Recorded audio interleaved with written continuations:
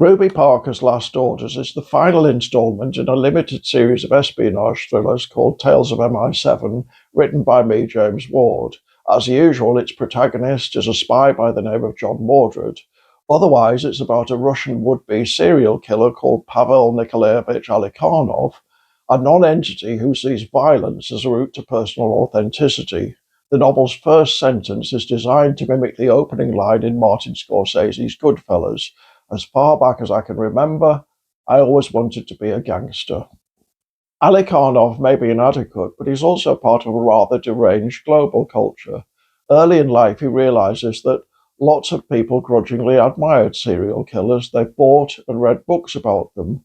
They spent hours watching documentaries about them. They made movies about them. They even paid to go on tours themed around particular perpetrators, from which he concludes, not unreasonably given the premise, that he had a vocation. In terms of forebears, he wasn't alone. In other words, this is partly a satire. In the end, Pavel Nikolayevich, like Marcus Crumfeld, the hitman from Death in a Half-Foreign Country, never rises above the level of someone else's minion. The real action is always going on elsewhere. In this case, in a formidable plot to destroy the EU for the benefit of 4 countries outside it, including ours.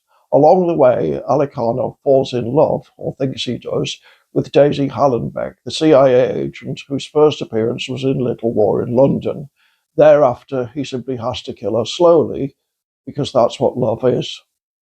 Alikhanov's clearly a monster, but as with Marcus Crumfeld, the reader might well end up feeling slightly sorry for him, because whatever else he might be, he's pitifully deluded. This is the year in which Ruby Parker is due to retire, but right from the start of the novel, we're kept in suspense as to whether she really will. Our overriding emotion is one of anger. The proximity of retirement had brought a bitterness, whose principal symptom was an aggressive bloody-mindedness, the reader learns in Chapter 2. Did everyone feel angry when they were about to retire, or was it just her? The sense of a job you'd considered doable years ago being just as challenging now as when you first took it. In other words, what she achieved, and what does the future hold? Questions all retirees, and all people at some time or other, have probably entertained, more or less anxiously. For the long-time MI7 reader, an equally significant question might be what will now happen to the other members of the organisation's Red Department, in particular John Mordred, who's been with us since the Eastern Ukraine question. The answers are all in here. We learned in Death in a Half-Foreign Country that there's no possibility of Mordred retiring, so he probably has to be given an extension to his contract, which might seem to leave open the possibility of future MI7 novels, MI8, as it will be. Anyway, that was Ruby Parker's Last Orders, the final curtain. Or not.